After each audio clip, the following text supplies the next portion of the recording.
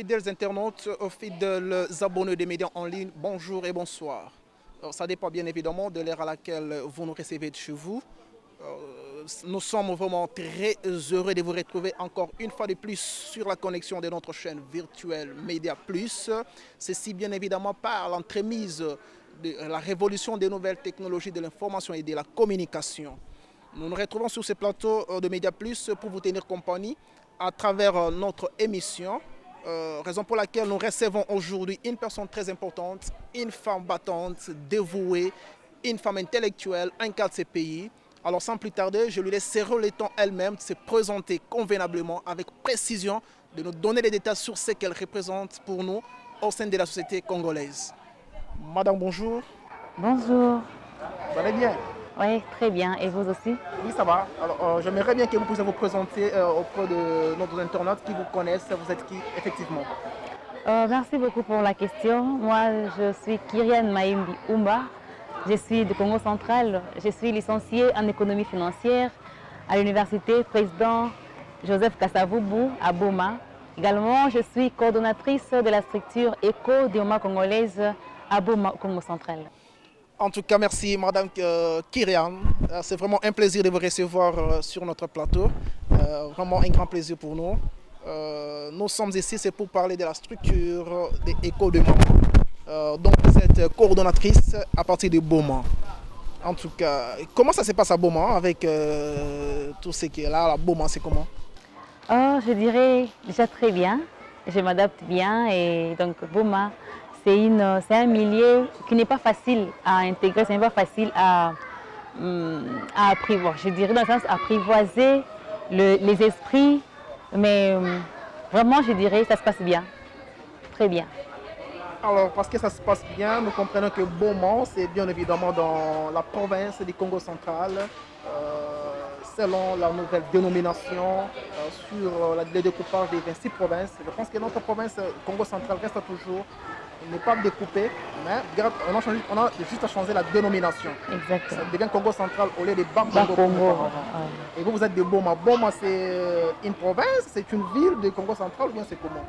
Non, Boma, c'est une ville dans le Congo central. C'est une ville qui est située au niveau du district du Bas-Fleuve. Parce qu'il y a 3 districts, il y a le district Cataract, Bas-Fleuve et puis les Mayombe. Donc nous sommes dans le Bas-Fleuve, c'est une ville. Ok, merci beaucoup pour cette précision. Parce que vous êtes de Beaumont, vous vous retrouvez à Kinshasa. C'est pour nous vraiment un grand plaisir de vous rencontrer ce jour en tant que coordonnatrice des Échos de Maman Beaumont qui se retrouve parmi nous à Kinshasa. On ne peut pas vraiment lâcher cette opportunité sans pour autant que nous puissions vraiment vous rapprocher auprès de nous afin que vous puissiez quand même nous parler des Échos de Maman Beaumont et ce qui se passe là-bas. Échos de Maman Beaumont, comment la santé là-bas, ça évolue comment? Merci beaucoup pour la question. Boma, Écho des mamans, comme je l'ai dit tantôt, c'est un milieu qui n'est pas facile à adapter, mais avec le temps, on y arrive. Il y a des moments il y a des membres qui s'adaptent déjà, qui sont déjà membres, qui se donnent complètement corps et âme, donc qui sont les faux moulins. Donc tout va très bien, on s'adapte très bien comme je disais. On a des projets, on a des activités qui sont en cours, tout se passe bien. Ok, vous avez des activités, vous avez des projets, tout se passe bien à Beaumont à travers votre structure Écho de Maman. J'aimerais que vous puissiez un peu nous parler d'une manière brève, nous expliquer concrètement Écho de Maman, ça signifie quoi? C'est quoi Écho de Maman? Écho de Maman, c'est quoi? Vous pouvez un peu nous expliquer? C'est un mouvement citoyen, c'est un parti politique, c'est une organisation non gouvernementale, c'est une association sans but lucratif. C'est quoi vraiment Écho de Maman? Merci. Écho des mamans, c'est une ASBEL ou une ONG. Nous sommes là pour œuvrer en fonction pour l'avantage des mamans. Écho des mamans, elle est là pour réveiller la conscience de comme disant écho. J'imagine que tout le monde comprend déjà écho, c'est faire entendre les sons. Donc nous sommes là pour faire entendre les sons, la voix des mamans. Il y a des mamans qui ne savent pas peut-être s'exprimer, mais nous voulons qu'à travers Écho des mamans, que les femmes se réveillent, les femmes prennent conscience, les femmes élèvent leur voix pour que ça se fasse entendre partout dans le monde. Voilà.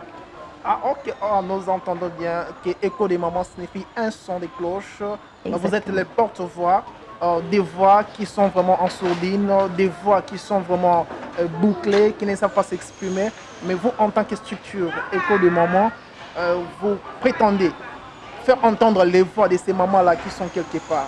Exactement, oui. Écho des mamans. Pourquoi cette discrimination-là? Au cœur des mamans, vous travaillez seulement avec des mamans, il n'y a pas de papas. Or, donc, c'est seulement les mamans elles-mêmes. Ou bien c'est comment? Ou bien dans votre structure, vous avez aussi, vous tenez aussi compte du genre. Il y a aussi le papa qui vous accompagne dans tout ce que vous faites comme activité. Ok, écho des mamans, c'est vrai que la dénomination, elle est, elle sonne comme seulement pour des femmes. Mais je dirais que le maman n'est pas seulement pour les femmes, mais je dirais que le maman c'est aussi pour les hommes. Donc la porte est grandement ouverte pour les hommes parce que nous disons que nous sommes une famille. Dans une famille, la femme ne peut pas seule évoluer. C'est pour ça que nous avons besoin des hommes, nous évoluons avec des hommes qui nous soutiennent, qui nous aident à tailler des chemins. Donc nous sommes avec des hommes, il n'y a pas seulement les femmes. Donc école de maman seulement parce que nous voulons que les femmes soient en avance, les femmes soient au-dessus, que les femmes puissent ouvrir leur conscience, ouvrir l'intelligence un peu plus mieux. Mais sinon, ça n'a rien à voir de la discrimination de sexe. Ah, ok, ok, ok. Donc, comprenons par là que école de maman peut aussi faire recours aux hommes, aux papas, à toute personne épris du changement, à toute personne capable de vous accompagner dans votre mission, afin que vous puissiez vraiment réussir cela. En tout cas, c'est vraiment une bonne chose. Moi, quand je comprenais école de maman, je me suis dit, bon, les papas sont écartés, ce n'est que les mamans elles-mêmes. En tout cas, c'est vraiment une très bonne chose. Alors, quelle est la mission que vous avez, Écho de Maman, à travers votre fief Beaumont? Déjà la mission de manière nationale, École de Maman a une mission, c'est lui de aider les femmes à se propulser, aider les femmes à se responsabiliser, aider les femmes à aller au-delà de leurs limites. Et je dirais qu'au niveau de Boma, c'est la même vision qui continue, c'est la même mission qui continue. C'est lui de réveiller la conscience des femmes, de réveiller, parce qu'à Boma, généralement, les gens disent que Boma, c'est un village. Mais je dirais que ce n'est pas un village, c'est une ville, je rappelle bien. Alors, il y a des femmes qui se sous-estiment de par leur, déjà, de par leur milieu où elles habitent, il y a déjà une discrimination. Mais nous voulons que le maman prenne conscience que ce n'est pas le réveil spirituel, le réveil de la conscience n'est pas seulement dans des villes, dans de grandes villes, mais même dans des villages, une femme pouvait aussi faire mieux, faire entendre sa voix au-delà des limites. Voilà. Madame Kata, vous venez à peine de parler que vous ne voulez pas que les femmes se sentent marginalisées, qu'elles ne comprennent pas, qu'elles ne puissent pas vraiment se désolidariser, ne puissent pas vraiment se sentir complexées. Parce que vous êtes à Beaumont, Beaumont qui est vraiment une ville, votre fief, où vous êtes coordonnatrice. Pouvez-vous un peu nous parler de l'effectif? Vous avez combien déjà enregistré en termes de membres, de mamans qui ont adhéré dans votre structure, dans votre philosophie, dans votre ASB? Merci. Écoute, maman, moi au niveau de Boma, déjà je dirais que j'ai un effectif de 50 mamans qui sont adhérées sans qu'il y ait sans qu'on puisse les pousser par derrière, ils sont adhérés parce qu'ils ont compris la vision. Ce sont des membres actifs. Des membres actifs. Voilà. Des mamans qui ont compris la vision, des mamans qui se sont adhérées parce qu'ils ont suivi la mission, ils ont eu à comprendre la mission des Écoles des mamans, ils sont adhérés parce qu'ils disent qu'au travers des Écoles des mamans, nous voulons aussi faire entendre notre voix partout dans le monde et que le président de la République, les députés, les ministres puissent nous entendre à partir des Boma. Donc j'ai plus ou moins 50 mamans qui sont actives. Avec les mamans qui sont au nombre 50, qui sont très actives, comme vous venez de les souligner à peine, est-ce que vous avez déjà eu à initier quand même certaines actions à partir de Beaumont pour votre visibilité, pour vendre l'image des Écoles des mamans Beaumont? Qu'est-ce que vous faites réellement, concrètement, en termes d'action, d'activité, par exemple, pour vous attirer une certaine sympathie, pour vous attirer une certaine solidarité de part et d'autre? Parce que je pense que vous avez des structures là-bas à Beaumont, comme c'est une ville, vous avez des autorités. Est-ce que vous attirez vraiment cette sympathie-là? Il y a des gens qui ont déjà compris à travers les actions que vous menez. Vous le menez souvent. Oui, très bien. Au niveau de Beaumont, nous avons amené des activités comme des formations, parce que là-bas, je suis plus à des mamans qui font l'agriculture et j'ai des missions, j'ai des projets. Également, nous avons mené une formation, séance de formation sur l'agriculture, tout ça, et puis sur l'entrepreneuriat également. Et bien avant ça, nous passons dans des médias, nous faisons entendre notre voix au niveau des autorités locales. En tout cas, merci beaucoup, Madame King. Alors, on voulait un peu savoir, votre structure. Est-elle partisane? Vous soutenez les pouvoirs en place de M. Félix Tshisekedi, ou bien vous êtes une association qui a une philosophie tout à fait particulière, qui se positionne du côté du peuple, qui n'accompagne pas les hommes politiques, par exemple, soit qui est en partenariat avec d'autres structures, d'autres organisations qui partagent la même vision que vous? C'est vrai que nous travaillons généralement en synergie avec d'autres structures de mamans également, mais nous sommes plus dans la vision du chef de l'État. Nous sommes en train d'aider et de soutenir le chef de l'État dans sa mission, dans de bonnes actions qu'il a à mener pour une bonne évolution de notre pays. Donc nous sommes dans la vision du chef de l'État. Nous ne sommes pas en dehors. Ok, donc si nous comprenons bien, vous êtes une structure qui accompagne les actions du chef de l'État actuel, M. Félix Antoine Tshisekedi Tshilombo. Exactement. En tout cas. Alors, c'est qui l'initiatrice de cet ASBL? Qui a cette inspiration de créer Écho de Maman? Merci beaucoup. Écho de Maman, elle est créée par une brave dame, une intelligente dame, une femme très battante, au nom de Béatrice Biataka Bongo. Actuellement, elle réside en Belgique. C'est elle qui est l'initiatrice de la structure. Ah, c'est Madame Béatrice Béa. Oui, Béatrice Biataka Bongo. Ah, Béatrice Biata. Ah, Oui. moi, Béatrice, depuis Belgique, nous vous saluons. En tout cas, c'est Salut. vraiment une bonne chose. Alors, c'est elle qui a eu l'idée de concevoir cette structure Écho de Maman. Oui. Actuellement, elle réside en Belgique. Vous, ici, vous êtes à Boma. Est-ce que, selon la répartition, la cartographie, l'organigramme de votre structure, vous avez déjà vous installé dans d'autres provinces, ou bien il y a Écho de Maman Kinshasa, Belgique, Boma, vous êtes encore quelque part dans d'autres provinces? Bien sûr que si, nous sommes à Lubumbashi, nous sommes à Kindu, nous sommes à Mbujimayi et nous sommes à Boma, nous sommes aux provinces orientales, donc nous sommes un peu partout. Et même en Belgique, nous sommes là, en Afrique du Sud également, et bien partout ailleurs, nous essayons d'intégrer d'autres provinces où il n'y a pas Écho de Maman. Et déjà, on a des gens qui nous appellent pour chercher qu'il y ait l'installation d'Écho de Maman dans des provinces, dans d'autres villes également. Ok, c'est une bonne chose. Nous comprenons par là que Écho de Maman est implanté un peu partout, dans les différentes provinces de notre pays.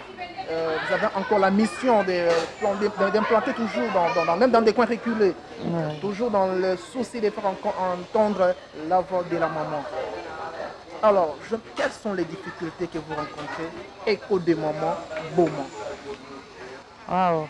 En parlant de difficultés, il y a vraiment des énormes difficultés.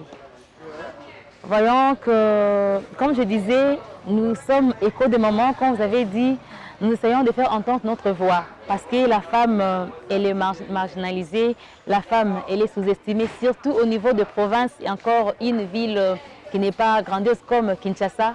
Donc les choses ne sont pas faciles. Alors tant de difficultés, par exemple, au niveau des autorités locaux, ils ont eu d'abord du mal à accepter mes demandes pour que je puisse m'installer officiellement au niveau de Boma. Ça n'a pas été facile. Il y a eu des va-et-vient dans différents bureaux, tout ça. Mais heureusement que, tellement que nous sommes une équipe forte, on a eu à m'intégrer. Ça, c'est une des difficultés. Et d'autres sont des difficultés financières. Par moment, on n'arrive pas à atteindre nos objectifs parce qu'on ne pouvait pas avancer seul sans le moyen financier. Bien qu'il pourrait y avoir la volonté, pourrait y avoir des compétences et connaissances, mais sans le moyen et relations, c'est un peu difficile. Donc voilà les difficultés que nous rencontrons. Franchement, c'est vraiment ça. Ah, donc, si nous comprenons bien, vous avez les deux difficultés. Premièrement, c'est au niveau de votre intégration. Jouer vraiment la médiation, jouer vraiment la partition, que vous soyez admis comme Écho de Maman. avec les autorités de votre ville pour qu'ils acceptent comme tel et que vous puissiez fonctionner comme écho des mamans. Hormis cette difficulté-là, vous avez rencontré encore la majeure difficulté, je peux bien l'appeler comme ça, c'est par rapport aux moyens financiers qui doivent être mis en place pour le fonctionnement de votre structure écho des mamans. Oui. Alors, parce que vous parlez des moyens financiers, vous n'avez pas une politique au sein des écoles de maman que chaque point focal, que chaque coordonnatrice à son niveau peut mettre afin que vous puissiez de vous-même vous créer les moyens qui peuvent vous permettre à ce que si vous avez une action, que vous puissiez recourir peut-être dans votre caisse et répondre efficacement par rapport à ce que vous avez comme action à mener. Bien, oui, exactement. Ce que nous faisons depuis, je suis coordonnatrice depuis que Écho de Maman s'est installée à Boma. Donc nous sommes dans l'autofinancement. Jusque-là, nous ne recevons aucun financement venant d'un homme politique ou d'un parti politique ou d'une autorité quelconque. Donc nous évoluons de nous-mêmes. Et gloire à Dieu que j'ai des mamans qui sont tellement actives, des mamans qui ont intégré l'esprit, qui ont intégré la vision de Écho de Maman. Et ils sont des mamans qui me soutiennent, qui m'aident à avancer dans cette mission. Donc on est dans l'autofinancement. En tout cas, nous jetons vraiment des fleurs à ces mamans-là qui comprennent quand même la vision que vous avez Écho de Maman et qui se mettent vraiment de votre côté, des côtés de l'initiatrice Madame Béatrice Biata, afin que vous puissiez quand même ensemble, en synergie, mettre la main à la pâte, afin que vous puissiez faire fonctionner la structure Écho de Maman Boma. Alors, j'aimerais un peu que vous puissiez, est-ce que vous avez des recommandations? Vous avez un appel à lancer à toutes les mamans-là qui se sentent encore un peu retirées, qui n'ont pas encore maîtrisé la vision, qui ne comprennent rien de ce qu'ils sont en train de mener comme lutte. Vous avez vraiment un appel à lancer à ces femmes-là? Exactement. Nous invitons toutes les femmes d'adhérer à Écho de Maman, de venir. C'est là qui cherchent à regarder de loin, qui se demandent c'est quoi, qu'est-ce qu'elles font, qu'est-ce qu'ils disent. De loin, peut-être vous ne comprendrez pas, mais je voudrais vous inviter à venir des plus proches, à venir écouter, à venir comprendre la mission, la vision des Échos des Mamans et d'intégrer pour qu'ensemble nous puissions se tenir comme un seul homme, en fait de faire entendre plus haut notre voix au niveau des autorités compétentes pour nous soutenir, nous femmes congolaises. En tout cas, l'appel est lancé dans tous les sens par la coordonnatrice Écho des Mamans Boma, mademoiselle Curia, et qui est présentement à Kinshasa au milieu de nous. Voilà pourquoi nous avons cette opportunité de sa présence à Kinshasa pour l'inviter, afin qu'elle puisse venir quand même parler de Écho des Mamans Boma, qu'on comprenne réellement ce qui se passe de ce côté-là. C'est vraiment un grand plaisir de l'avoir reçu dans notre plateau des Médias Plus. Un grand plaisir vraiment. Alors, notre émission touche à sa fin, raison pour laquelle nous vous disons grandement merci, vous à tous, de partout où vous êtes, vous qui nous suivez de partout dans le monde. Un grand plaisir, un grand merci à vous et au plaisir de nous revoir encore très prochainement dans un prochain numéro. Bye.